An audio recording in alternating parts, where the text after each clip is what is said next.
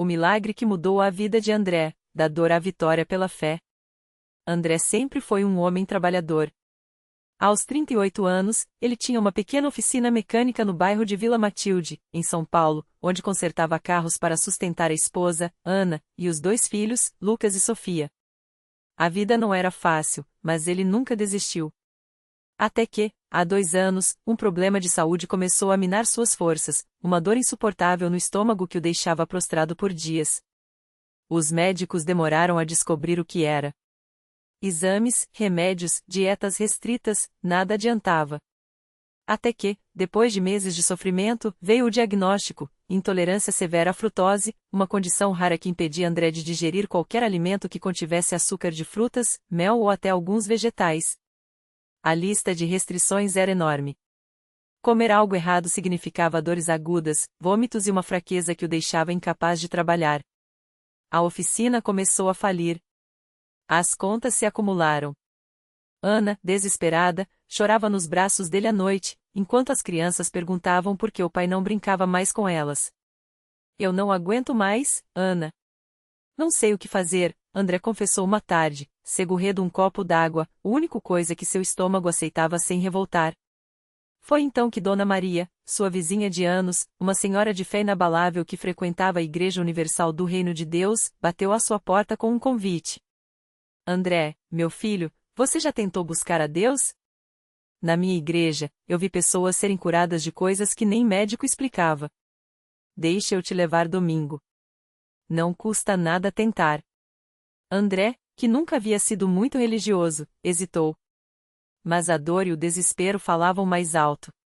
Se Deus pode me curar, eu vou, respondeu, com a voz quebrada.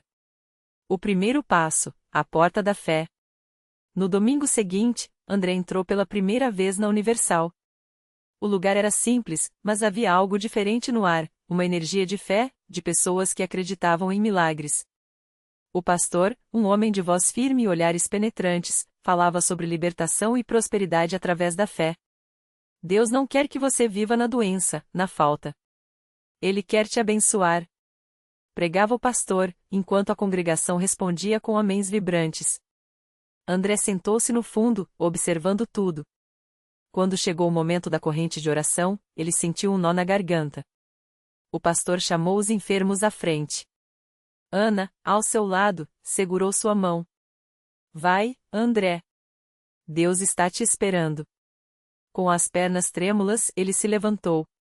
Ao chegar ao altar, o pastor colocou a mão em sua cabeça e começou a orar com autoridade. Em nome de Jesus, eu quebro toda maldição de doença neste corpo. Saia, espírito de enfermidade. Este homem é propriedade de Deus.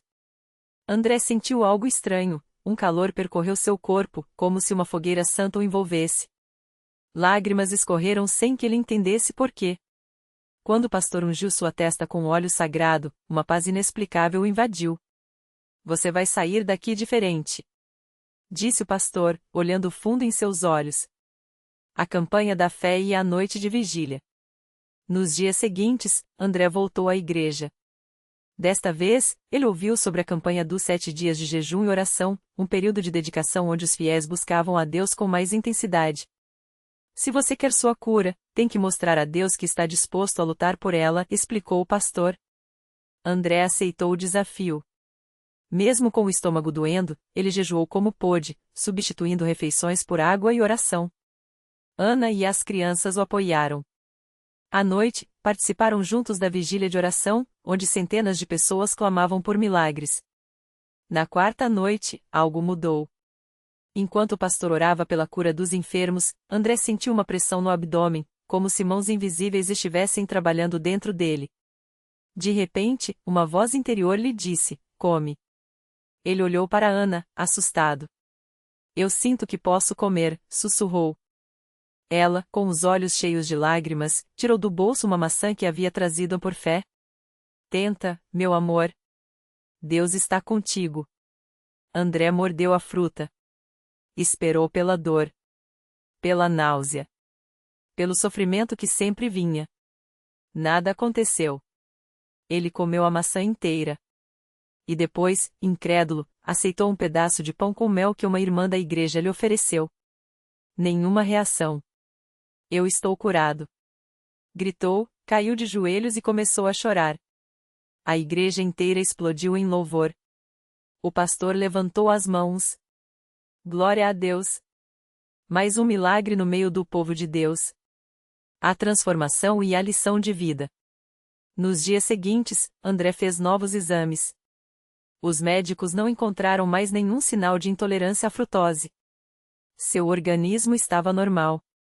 A oficina, que quase havia fechado, começou a prosperar novamente. Clientes antigos voltaram, e novos apareciam. André não escondeu de ninguém o que havia acontecido. Foi Deus. Foi a fé. Foi a Igreja Universal que me ensinou a lutar e não desistir. Ele e Ana se batizaram nas águas. Passaram a participar ativamente da igreja, dando dízimos e ofertas não por obrigação, mas por gratidão. André até se tornou um obreiro, ajudando outros que chegavam quebrantados, como ele um dia esteve. Aprendi que a fé não é só acreditar que Deus pode. É agir como se ele já tivesse feito. É jejuar quando o corpo diz que não aguenta. É dar quando parece que não tem. É clamar até a vitória chegar, testemunhou André no altar, meses depois, com a voz firme e os olhos brilhando. Hoje, quando alguém pergunta como ele foi curado, André sorri e responde: não foi remédio. Não foi sorte. Foi a unção de Deus na Igreja Universal. Foi a corrente de oração, foi a vigília, foi a fogueira santa que queimou minha doença. E foi a fé que me fez segurar a mão de Deus e não soltar até ver o milagre. Porque na Igreja Universal do Reino de Deus, como André descobriu, nada é impossível para quem crê. A vida de André mudou tanto que até seus antigos colegas de trabalho ficavam espantados. Ele, que antes mal conseguia subir um lance de escada sem sentir dores lancinantes, agora carregava caixas pesadas no depósito sem nenhum incômodo. Os médicos, que haviam lhe dado um diagnóstico sem esperança, ficavam boquiabertos ao ver seus exames limpos, sem nenhum vestígio da doença degenerativa que o condenava a uma vida de sofrimento. Mas o maior milagre não foi só a cura física. Foi a transformação do seu coração. André, que antes amargurado reclamava de tudo, agora era o primeiro a chegar na igreja para ajudar. Seja arrumando cadeiras, recebendo os visitantes com um sorriso ou orando por quem chegava com o rosto molhado de lágrimas. Ele entendia aquela dor, aquela desesperança, e por isso sua palavra tinha um peso diferente. Certa noite, durante uma vigília de quarta-feira, uma senhora chamada Marisa entrou arrastando os pés, com o rosto marcado pela tristeza. Carregava nas mãos um envelope amarelado cheio de exames e um diagnóstico de câncer em estágio avançado. Os médicos tinham lhe dado apenas alguns meses de vida. Quando André a viu sentada sozinha no fundo do templo, sentindo-se insegura, ele se aproximou com calma. Minha irmã, Deus não te trouxe até aqui para te abandonar, disse ele, ajoelhando-se ao seu lado. Eu também já ouvi que não tinha jeito. Mas aqui, neste lugar, Deus faz o impossível. Marisa olhou para ele com olhos cheios de lágrimas e desespero. Mas eles disseram que é muito tarde, que nem a quimioterapia vai adiantar mais. André segurou suas mãos com firmeza. Então é a hora de Deus mostrar que Ele é mais poderoso que qualquer médico, qualquer doença. Você veio até aqui, isso já é um sinal de que você não desistiu. Agora é só acreditar.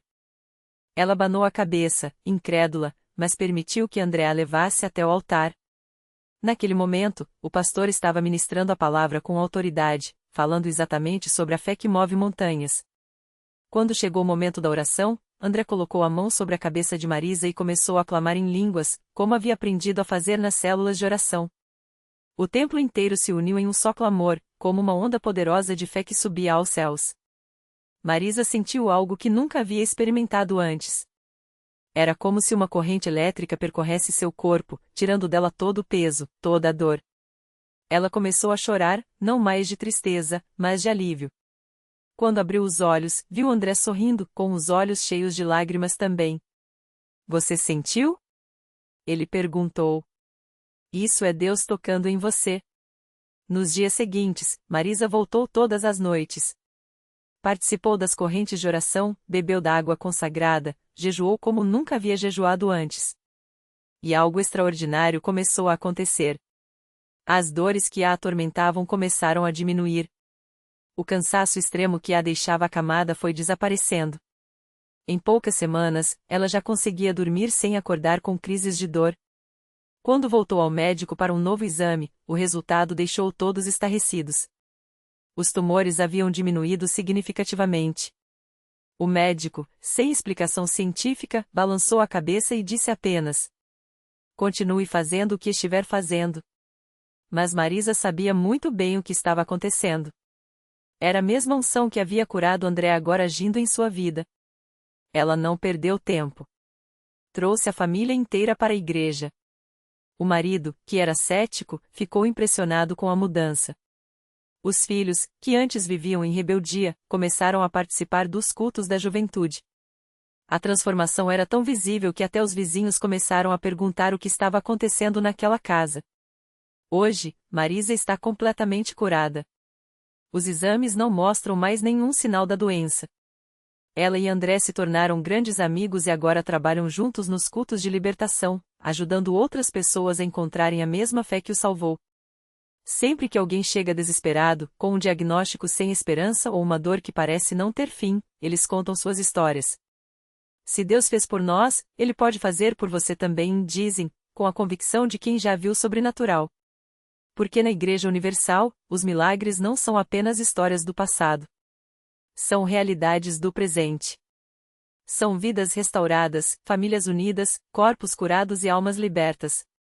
É o poder de Deus se manifestando através da fé daqueles que não desistem, que creem além do que veem, que seguram na mão do Pai e não soltam até a vitória chegar.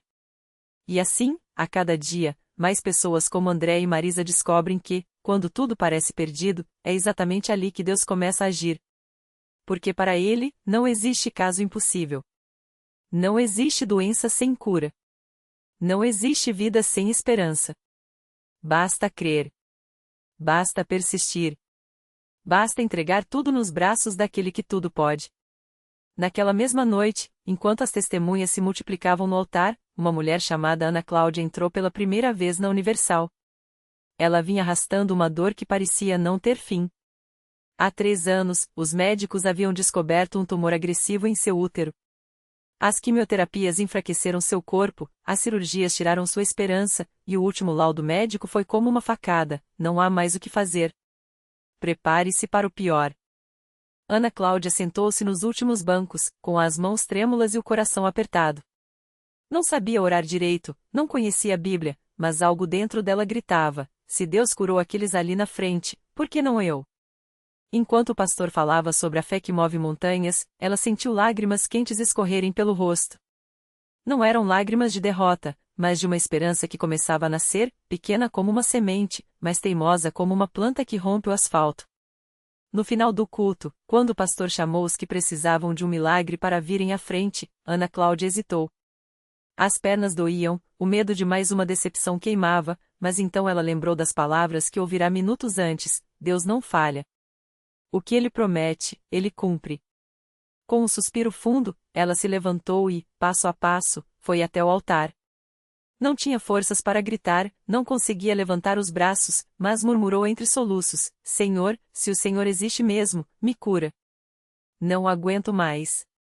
As mãos do pastor se apoiaram em sua cabeça, e a oração foi simples, mas cheia de autoridade: em nome de Jesus, esta doença sai agora. O câncer secou na raiz. O corpo de Ana Cláudia é restaurado neste instante. Ela sentiu algo estranho, um calor percorreu sua barriga, como se uma mão invisível estivesse tocando exatamente onde a dor sempre ardia. Depois, uma paz tão grande que até o desespero parece que se rendeu. Naquela noite, Ana Cláudia dormiu sem dor pela primeira vez em meses. No dia seguinte, marcou um exame de urgência, mesmo sabendo que os médicos iriam achar que ela tinha enlouquecido. Quero uma ressonância hoje, insistiu. O técnico do laboratório, acostumado a ver seu prontuário cheio de anotações tristes, franziu a testa ao analisar as imagens. Isso não faz sentido, murmurou. O tumor sumiu. Não tem mais nada aqui. Ana Cláudia não precisou ver o laudo para saber, ela já sentia. O milagre não era só a cura, era a vida voltando a ter cor, o futuro deixando de ser uma sombra para se tornar uma promessa. Quando ela voltou à igreja no domingo seguinte, não foi para pedir, mas para agradecer. Subiu ao altar com o exame nas mãos, chorando não de alívio, mas de gratidão. Deus me deu uma segunda chance, gritava, enquanto irmãos que nem conhecia abraçavam, celebrando como se a vitória fosse deles também. Porque na Universal, quando um é curado, todos se alegram. Quando um é libertado, todos ganham fé. E assim, a história de Ana Cláudia se juntou às de André, Marisa e tantos outros que descobriram que Deus não é uma teoria, não é uma religião distante, ele é real, ele ouve, ele age. Não importa quão escura seja a noite, a luz do milagre está sempre a um passo de distância. Basta estender a mão. Basta acreditar que, onde o homem diz é impossível, Deus responde, para mim, tudo é possível. Porque a Universal não é só um lugar de cultos. É um hospital das almas, um refúgio dos desesperados, um campo de batalhas onde o impossível se rende ao poder de Jesus. E todas as terças, quintas, domingos e sempre que as portas se abrem, mas um milagre está prestes a acontecer. Talvez o próximo seja o seu. No mesmo dia em que Ana Cláudia recebeu sua cura, do outro lado da cidade, um homem chamado Roberto sentava-se no banco de trás de um carro, com as mãos trêmulas e o coração apertado. Ele não era de chorar, mas naquela tarde, as lágrimas escorriam sem permissão. Há 3 anos, uma doença rara tinha tirado sua visão quase por completo. Os médicos disseram que era irreversível. Aprenda a viver com isso, foi o conselho frio que recebeu. Mas como viver quando a escuridão rouba até a memória das cores? Sua filha, a pequena Sofia, de 8 anos, era sua guia. Ela quem o levava pela mão até o ponto de ônibus, quem descrevia o céu no caminho. Pai, hoje tem umas nuvens que parecem algodão doce. Roberto sorria, mas por dentro, a dor era como um punhal. Até que um dia, Sofia voltou da escola falando de uma tia da amiguinha que tinha sido curada na Universal. Eles oram, pai. E Deus escuta, disse a menina, com aquela fé pura que só as crianças têm. Roberto resistiu no começo. Isso é coisa de gente desesperada, pensou. Mas o desespero já morava dentro dele havia tempo. Então, na terça-feira seguinte, deixou-se levar pela mão da filha até a igreja mais próxima. Não sabia que ali, entre aquelas paredes, sua vida mudaria para sempre. O pastor falava sobre a mulher do fluxo de sangue, que tocou nas vestes de Jesus e foi sarada. A fé não é só acreditar que Deus pode. É saber que Ele quer, disse o homem de Deus, com uma convicção que arrepiou a pele de Roberto. Quando veio o momento da oração, ele não conseguiu se levantar. O medo de mais uma decepção o paralisava. Mas então, sentiu uma mão no seu ombro. Era um obreiro, um jovem de voz calma. Irmão, Jesus não desiste de você. Levante. Ele está aqui. Roberto se ergueu, trêmulo. O pastor impôs as mãos sobre seus olhos fechados e começou a orar com autoridade. Em nome de Jesus, esta cegueira sai agora. Os olhos que Deus criou para ver a luz, que vejam. Que a glória do Senhor brilhe sobre você neste instante. Foi então que Roberto sentiu algo como um calor intenso percorrer seu rosto. Uma pressão suave nos olhos, como se mãos invisíveis os estivessem abrindo. Abra os olhos, irmão, ouvia ao redor. Ele obedeceu. E viu. Primeiro, manchas de luz. Depois, vultos. Até que, como um filme ganhando foco, o rosto do pastor apareceu diante dele. Roberto piscou, incrédulo. Olhou para as próprias mãos, para o chão, para a multidão que agora gritava em louvor. E então, virou-se para trás, procurando com o coração acelerado. Lá estava Sofia, de braços abertos, chorando. Pai. Você está vendo? Você está vendo mesmo? Ele a pegou no colo, girando com ela, rindo e chorando ao mesmo tempo. Sim, minha filha. Eu estou vendo. Eu estou vendo você. A igreja explodiu em glórias. Estranhos abraçavam Roberto, pessoas que ele nunca tinha visto, mas que agora faziam parte da sua história. Alguém lhe entregou uma Bíblia aberta em Marcos 10h52, vai, a tua fé te curou. Ele leu sozinho, pela primeira vez em anos, e as palavras pareciam saltar da página, vivas. Na saída, um senhor de bengala o parou. Moço, eu também sou cego. Você acha que... Roberto não deixou ele terminar. Segurou suas mãos e disse, com os olhos brilhando, venha comigo. Se Deus fez por mim, Ele fará por você. Hoje é o seu dia. E assim, como uma pedra jogada num lago, o milagre de Roberto criou ondas. Sua cura não foi só a volta da visão, foi o renascimento da esperança em quem já não acreditava em mais nada. Ele voltou à faculdade, formou-se, e hoje trabalha como voluntário na igreja, guiando outros que, como ele, chegaram nas trevas, mas saíram na luz. Porque na Universal, os milagres não são coincidências. São provas de que Deus escolheu aquele lugar para mostrar seu poder. Não é sobre religião. É sobre um Deus que não desiste de ninguém. Que vê o que o mundo descartou e diz: este é meu. E se você está lendo esta história pensando: mas o meu caso é diferente, saiba, não é, Deus não tem casos perdidos. Ele tem filhos para resgatar. Basta você dar o primeiro passo. As portas estão abertas. O milagre, preparado. E a sua história de vitória? Ela pode começar hoje. O último passo do milagre. Roberto não sabia, mas seu verdadeiro milagre ainda estava por vir. Anos depois de recuperar a visão, ele recebeu um telefonema. Era a mãe de Lucas, um jovem que, como ele, havia perdido a esperança. Meu filho não sai do quarto há 2 anos, disse a voz trêmula do outro lado da linha. Ele diz que Deus esqueceu dele. Roberto sorriu, porque reconheceu naquela dor a sua própria história. Foi até a casa do rapaz, sentou-se à porta do quarto escuro e contou, não com palavras bonitas, mas com cicatrizes: eu também achei que Deus tinha me abandonado. Até o dia em que ele me provou que estava apenas me preparando para algo maior.